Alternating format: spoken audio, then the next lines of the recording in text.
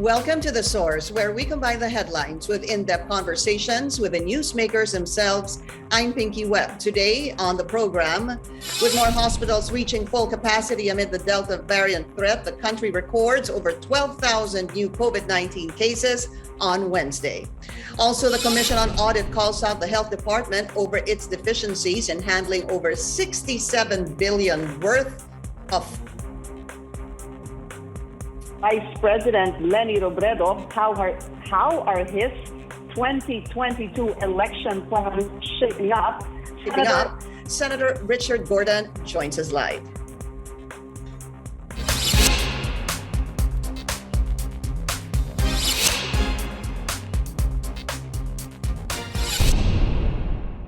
The country records over 12,000 new COVID-19 cases Wednesday. The last time the country breached the 12,000 mark was on April 10 during the second COVID-19 surge. The health department says 13 out of 17 regions now have cases of the Delta COVID-19 variant. Hospitals in and out of Metro Manila are also getting full. How should the government maximize the 2-week lockdown? Let's go straight to the source of the story. We have Senator and Philippine Red Cross Chairman Richard Gordon. Senator Gordon, welcome to the source. Thank you so much for your time. Glad to be back, Pinky. I think the government must really ratchet up its vaccination. We've been very slow on vaccination. And if we do that, that will put a stop or at least temper the spread. At the same time, testing has to be conducted, tracing has to be aggressively pursued, and at the same time, we have to put the onus or the responsibility upon our people to take care of themselves, and they have to go out, they really have to put on the mask, they really have to do all the protocols of hand washing, of distancing, and if we do that, I think we'll be okay. The government also has to spend the money properly. We've given them a lot of money, and the CoOp report doesn't help, and it will not help us internationally because it could create a wave of mistrust and will mean that our interest rates will go up and that a lot more people will not come down here and a lot more people will not spend. Domestic spending will be curbed. Even money coming from the international sources, from our OFWs, will be saved. They're not going to spend money because they have no confidence, they have no trust that this pandemic is out of its way. It's on its way. That's a lot. You actually told me already what to do from beginning, mid, and even post. But there's a lot of topics we need to discuss. I want to break that down, Senator. But first, I just wanted to find out, kamusta na po muna kayo? You're looking good. Thank you. You've got good taste. Like you're looking good as well. I just came from the pandemic, from the COVID. I didn't realize I was still going to get it, despite the fact that I was already inoculated. And, that's what I'm trying to tell people. This pandemic is very treacherous. You can have it even if you've been vaccinated, and you have to test. And I'm glad I tested. And when I tested, I was floored that I was positive. And then to prevent my wife, my family, my co-workers from getting sick, I had to confine myself in the hospital. I'm one of the lucky ones who can go to a hospital. Nowadays, we're wrestling with everybody to get people to a hospital because the hospitals are once again filling up. So let's talk about that, the hospitals. As you mentioned, and as we've been reporting, a number of hospitals are already full, especially the big ones, no? You have Makati Med and St. Luke's, etc., saying that puno na po sila. I know that the Philippine Red Cross opened, if I'm not mistaken, because you did this in the past, but you opened field, yung tinatawag niyo pong emergency field hospitals, and I know there are 2 locations. One is supposed to be in the lung center, and the other one is in NKTI. My question, Senator, is bukas na ho ba ito? Ilan ang mga kama at puno na ho ba itong mga to? Well, we had it opened. It went down for a while after we opened it because we got out of the April and May threat, no? But now it's getting back up. In fact, in our field hospital in NKTI, they're all full. And at the same time, in the emergency field hospital, because of the addition, I think, of container boxes that have been used as extra hospitals, were not full. However, they're using the hospital that we put up for their frontliners. Their frontliners who get sick are brought in there. So there are about 24 people there right now who have COVID, and they don't have to go home, and they're locked down there, and that helps. Now, we were going to pull it out and put it somewhere else because we were not getting the customers that we wanted. We're not being paid, but we're at the mercy of the largesse of the lung center if they have extra, if they need to have extra beds. And so far, and thank God for that, there was no need for it. I do expect that it's going to rise in the next few days, because what we're seeing right now is the 7-day people who got the COVID 7 days before the lockdown. So you see a spike. Now you have 12,000 new cases. That is the highest for the last 5 months. And I hope it will no longer spike. But there are still concerns as far as my own mind is concerned. When you give 4,000 pesos to people and they rush to a center because they were promised, ayuda, that's dangerous. You're gonna have a lot of people getting sick. And at the same time, I don't know whether the wisdom of giving 4,000, and I pray for that. What I prefer would give them food and give them some extra cash so that they can buy medicine with it and other things. But if they go out, then they're taking a risk once again, and it's gonna take a while before we get this thing down. Now, it's costing us 150 billion per week. So that means 300 billion ito. So sa natin kukunin yan, actually with all the demands that the government needs to do in the next several months, in fact. So it really is important that we pay attention, and it doesn't help when COA says DOH has not been spending money. I was shocked with that. We are looking for money. Our nurses, kailangan nila ng hazard pay. Kailangan yung mga allowances na pinangako natin sa kanila pag namatay sila o nasaktan sila, hindi na ibibigay. Kailangan yung mga ventilator na dapat binili, nabili. At nangyayari, lumalabas, ang procurement natin is again the culprit. Maybe we should be more skillful in making sure that the procurement is done quickly and efficiently as much as possible. Pero hindi nila nagagawa yun apparently. And what has happened is there's a lot of backlog, a lot of money is not being spent. And that is money down the drain. It's not going to look good for people who give us grants because they will say, oy, hindi naman nyo kayang gamitin yan, nangingi kayo ng pera. Ba't namin kayo bibigyan kung hindi nyo magagamit? People must realize that the whole world is watching our every move, that we must be super efficient, that we must have a sense of urgency. And if we do not have that, and if we concentrate on the political rigmarole that's happening right now, at ando na tayo sa politika, hindi na tayo magfo-focus sa politika at pati yung pera na binibigay natin ay napopoliticize according to some people. Senator, are you planning to, is the Senate inclined to look into this COA report that about 67 billion pesos in COVID funds being flagged by the Commission on Audit because some, they say, did not have proper documentation. Meron pa pong unobligated funds. I want to go to the unobligated funds in a while. Unang-una, do you guys plan to look into this when you resume session? Well, again, we're reviewing. Alam mo, Pinky, pagka may pandemic, ayoko mag-imbestiga because nawawala yung focus natin doon sa dapat nating salakayin, yung sakit, no? But if we have to investigate, we have to investigate very, very fast. And if they don't cooperate, it's going to take long. It's going to waste their time. I don't want the doctors, I don't want the people running the system to be going out into investigations when they need to be there at work. Pero kung nakikita ko na talagang masama ang nangyari dito, then we will have to investigate and heads will roll. And as you know, the Blue Ribbon has had a very good reputation in putting people in jail who have fooled around with the money, who have plundered, who have smuggled drugs and have monkeyed around with our customs revenues and also with our transportation. Di pa nga lumalabas yung transportation investigation namin. At nakikita mo na hindi pa nabibigay yung 8 million plates na dapat binigay 8 years ago. So ang dami-dami nating sakit ng ulo. At largely because there is poor management by some of the managers of our country. But who would that be? Because I know, obviously, let's go back to the Senate Committee of the Whole hearing. There were two rounds is what I'm talking about. If you're talking about mismanagement, who is to blame? I don't fix the blame, I fix the problem. When you have a committee of the whole, and you have a Blue Ribbon, why do you have the committee of the whole? That's the Blue Ribbon's investigation duty. As you know, your father was a senator. And nag-investigate ng corruption, mismanagement, yung tinatawag natin malfeasance, ay walang iba kundi ang ating Blue Ribbon Committee. Pero kung magkamisan, hindi ko naman sinasabi na umi-eksena yung iba, pero ang tingin ko, walang nangyari doon sa investigation na yan. Natapos na kami doon sa PhilHealth, ang dami na namin tinukoy, wala pa rin nangyayari. Any president who takes over the country in 2022 must overhaul PhilHealth.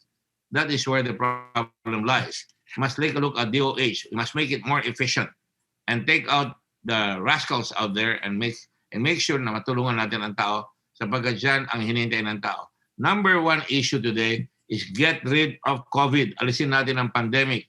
At kailangan we have to be firm, fair, and make sure that we're responsible with the money being given to us. The next part, and it goes, almost the same side.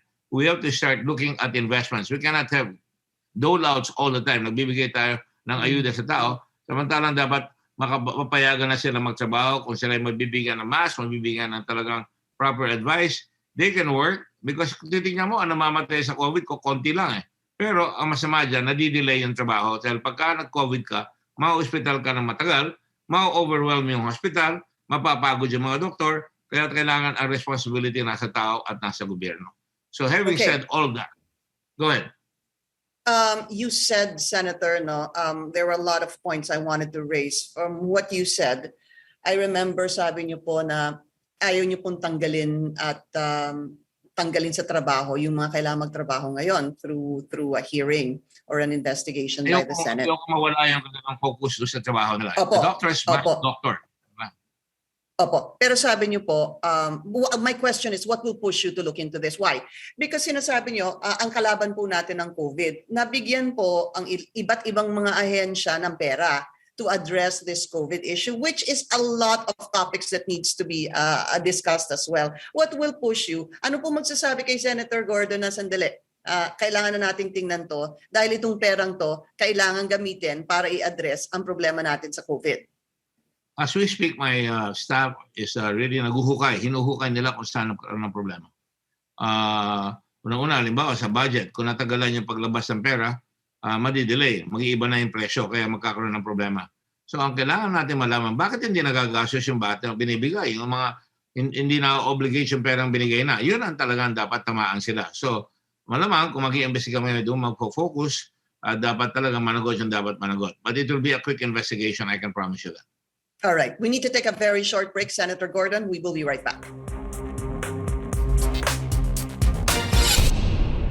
You're watching The Source on CNN Philippines. I'm Pinky Webb. Our guest today is Senator Richard Gordon. Senator, while we are on the subject of money or the budget for COVID, ito pong special risk allowance, this has been brought up over and over again. So, ang sabi po ng DOH, yung 9 billion, it's been actually downloaded to the regional offices and then to the hospitals. There's a Congressman De Los Santos, who's planning to look into this to probe, number one, the delay, number two, the discrepancy, because nag-viral po yung isang post ng isang nurse na sinabi niya 3,800 lang yung natanggap niya in 6 months, and nung tinanong daw niya yung HR, sinabi daw confidential. What I want to find out from you, Senator, if you've looked into this, why is this happening that you have healthcare workers complaining na hindi po nila nakukuha yung kanilang special risk allowance, yet there is supposed to be a budget for this? Kulang sa malasakit yung mga namumuno. Siguro ang tinitingnan lang, priority nila, magpakita sa diary na gumagamot sila o magpakita na may improvement, pero dapat nilang alagaan yung team mo. Dahil yung team mo, ang nurses, yung mga doctors, dapat inaalagaan. Pagka hindi mo inaalagaan yan, you're a very, very poor and stupid leader. So dapat talaga tingnan yan. You can be assured we will look into that because I've been fighting for the nurses.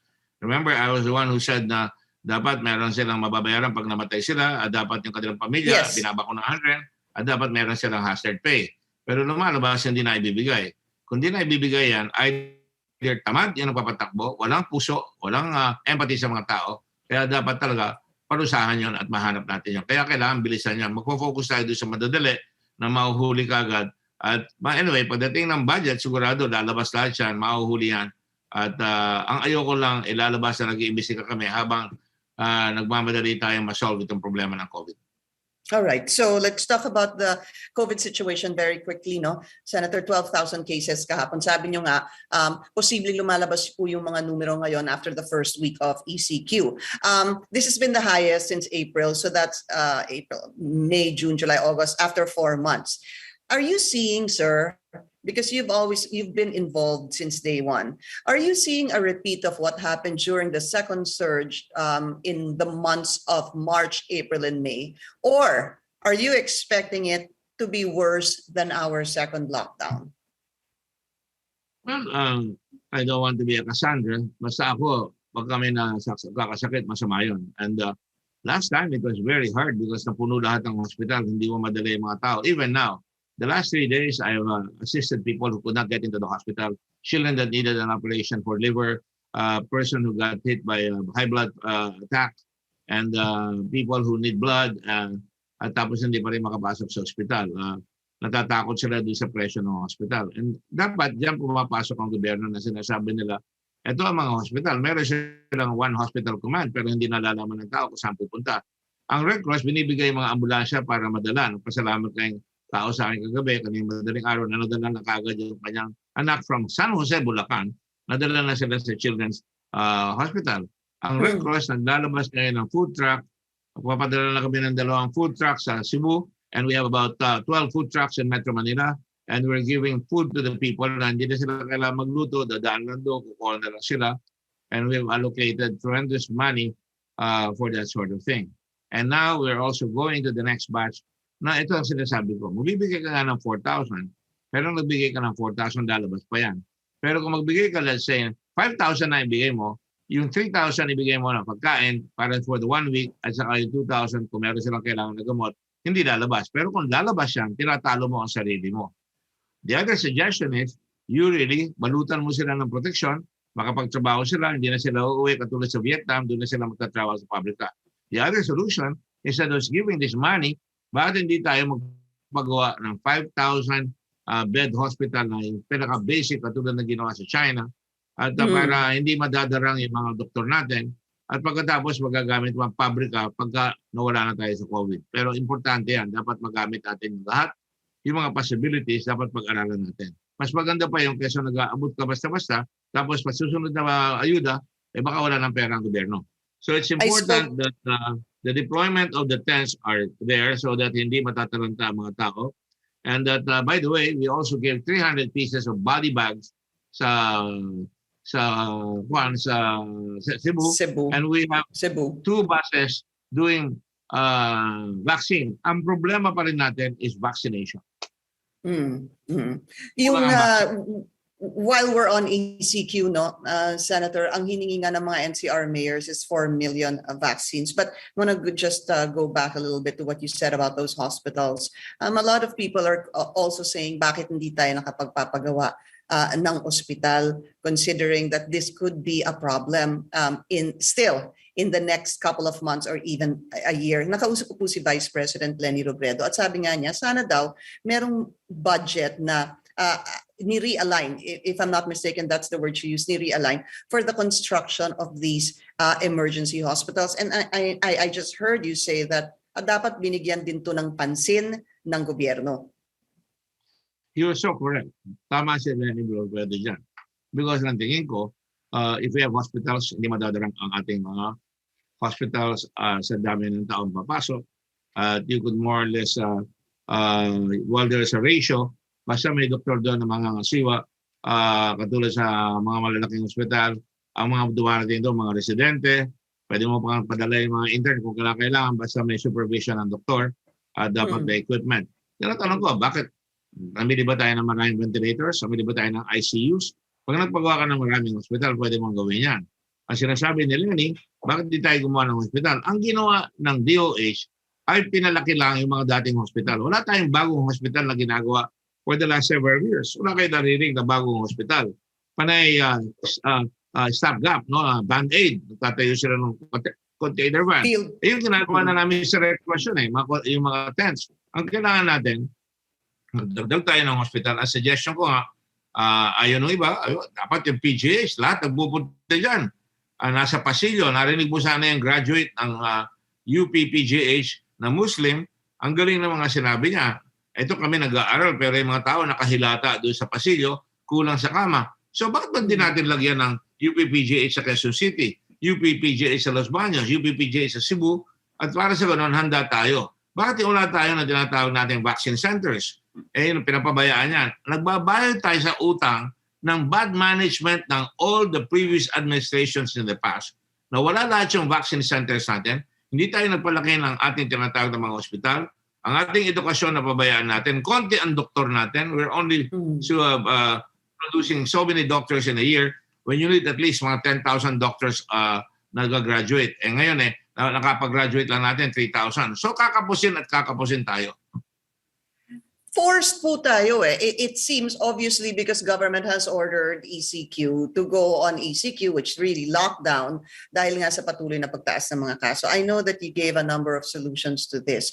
But there was a scenario, Senator, I'm not sure if you read this, but I'll tell you about it. Ang projection po ng DOH, hindi ho ba ngayon nasa 1 week of GCQ tayo and 2 weeks of ECQ. Sabi nila, pag manatili po ito, if we stay here and add 3 more weeks of MECQ naman, our active cases could rise in NCR only, sir, to 58,000. Right now, we are at 20,000. They gave another scenario, which is the 1 week of GCQ and 5 weeks of ECQ, pwede pong bumaba itong active cases natin ng 15,000. My question to you is it time? Should government already decide what to do after the lapse of the 2nd week of ECQ? Because after all, that is 8 days from now. Ano nangyayari sa atin? A knee-jerk response. Oh, dumami. Mag-ECQ tayo. But what happens afterwards? Wala tayong programa na susunod doon na talaga, kailangan talaga magpabakuna na kayo. Kailangan mamili tayo ng maraming bakuna. Ang problema nga, sinasabi maraming dumarating. Pero hindi umaabot. Maraming kapos.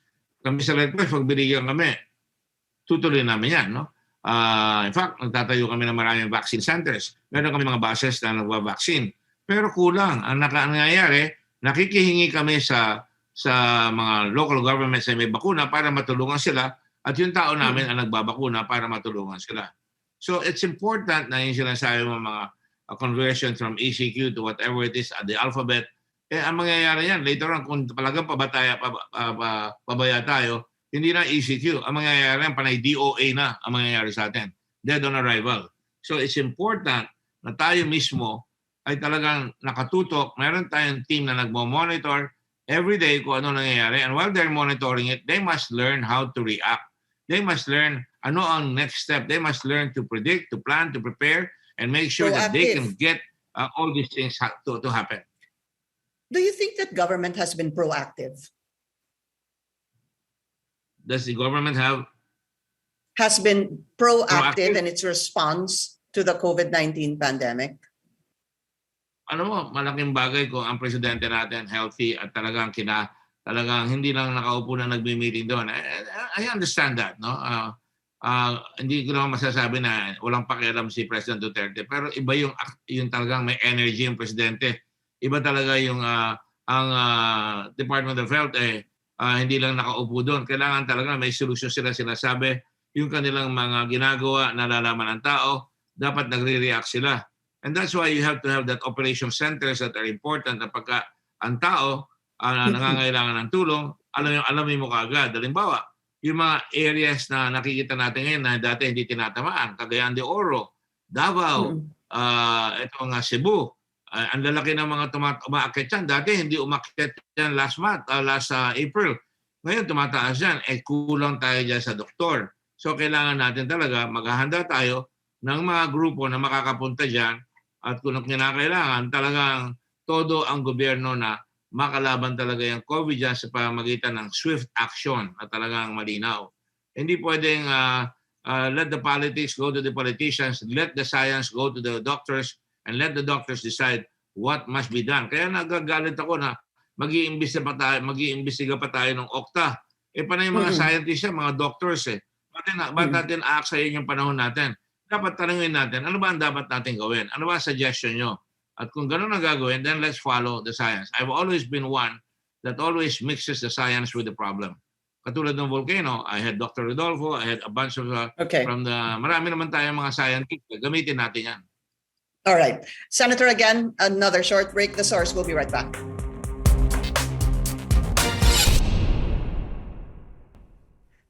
Senator, you talked about Okta, no? I wanted to ask your reaction. There have been a number of senators reacting doon po sa naging statement ni Pangulo hinggil sa unnamed LGU mayor. What is your reaction to that? Doon sa sinabi ng Pangulo the other, well, 2 nights or 3 nights ago, sir? Political histrionics. Ayoko yung ganun eh. Presidente ka na, huwag mo nang patulan yung mga ganyan. Just go ahead and discipline whoever you have to discipline. But don't come out as the president. That must be respectable. Dapat bawasan ng gimmick ng mga politikero rin na bigla ka magsasabi na magbibigay kayo ng ayuda kung hindi ka magbigay ng tinatawag na hindi ka kumuha ng vaccine, hindi ka makakakuha ng ayuda. That was reckless endangerment par excellence. I don't know kung siya yun. No? So dapat gagalit talaga ang presidente. Huwag na dapat pumatol ang presidente doon. Dapat talaga sabihin niya, okay, you're being responsible. The DOH will take control and will assist you until you know how to handle it. That's the most important thing that has to be done. But to give shrimp to such inanities like callboy, I think that's unpresidential. I'm sorry, Mr. President, but I need a president that people must respect and must look up to, especially during these hard times. Kailangan natin nakikita yung president, alam niya ang ginagawa niya, hindi siya nagre-react dun sa mga kalokohan. Kung magre-react ka, edi tanggalin mo, suspendihin mo na. Huwag mo nang takutin. Senator, have you made up your mind on the 2022 elections? As I mentioned, I spoke to VP Lenny Robredo very recently. Sabi nga niya, and it's already been out na nag-usap na rin po kayo. How are you in terms of your decision? I will wait for her because may pinag-usapan kami and I cannot say it. As a gentleman and as a person who respects the Vice President, ayoko sabihin yung pinag-usapan namin. May sinabi siya sa akin doon na napakaganda, natuwa ako. Pero ayokong uunahan siya. Ang importante sa akin, ito, hindi winners ngayon. Lahat may matatalo dyan, isa lang ang mananalo. Yung mga tao, makinig kayo ng konti sa aking suggestion kung ba marapati nyo. Ilang taon na tayo, palagi ang binoboto nyo, winner. Ilang taon na tayong pinapayag tayo doon sa mga survey na nakikita ninyo na siyempre mananalo yung popular. Hindi binibigay sa atin yung mga nagawa ng mga tao na para masisita mo, ano ba ginawa mo at gusto mong gumawa ka na maging presidente ka? Nakatulong ka ba sa COVID? Nakatulong ka ba sa pagbibigay ng trabaho? Kaya mo ba yung peace and order? Iba sasabihin na andyan na kami, kaya namin gawin yan. Pero pagdating sa dating ng oras, makita mo nung araw merong presidente sabi niya, kaya ko para sa mga mahirap, pumalpak rin, no? Kaya pati si Fernando po, nausyami. Artista siya, ayaw na lang tao na mag-trust sa artista, nasisira yung trust. And that's tragic. Because what is tragic really even more is our inability, yung ating bayan, na mag-isip. Nakita ko si Lee Kuan Yew isang araw, sabi niya, if you want to vote and you don't vote wisely and you vote for a charlatan, for a comedian, a joker, or somebody with a gift of gab, that is the end of you. Ang kailangan natin is a leader that will provide opportunities. Yung opportunities na yan, para hindi mangyayari yung sinasabi ni Deng Xiaoping, na pagka binibigay mo lahat, yung pangako mo na bibigyan mo lahat, pero hindi mo man kayang bigyan, meron kang iron ball na hindi magtatrabaho yung tao, tatanggap lang na maliit na pagkain. Samantalang kung magtrabaho sila, hindi civil minimums, maraming magkakaroon ng pagkain. Okay. Maraming magkakaroon ng pagkakataon. Senator, we've run out of time, pero yung tanong ko, have you made a decision? Kung tutuloy niyo po yung inyong plano, pinag-iisipang pagtakbo bilang Pangulo. When have you known me not to make a decision? When have you known me to be afraid of the future? I have done that in Subic. I was never afraid to do what I thought was best in Subic. I've done things on Olongapo that other mayors would not do. I've done Wow Philippines without money. And I have done Red Cross, molecular lab, the biggest, I think one of the biggest. Magsasabi na ako. Sa pinakalaking contribution dito, ang Red Cross. We are number 1 in testing. We're vaccinating. We have hospitals. We have isolation wards. And we're now giving food and we're giving money. So, hindi ako takot mag-desisyon. Nakakatakot yung tao na hindi marunong mag-desisyon dahil bobola nito mga survey at ng mga binabayaran na media. Senator Richard Gordon, sir, thank you so much. What's that? Okay, Senator, maraming salamat po sa inyong oras and take care of yourself. And thank you Pinky. for Love ya. joining us Thank here you. on The Source. I'm Pinky Webb. You're watching CNN Philippines.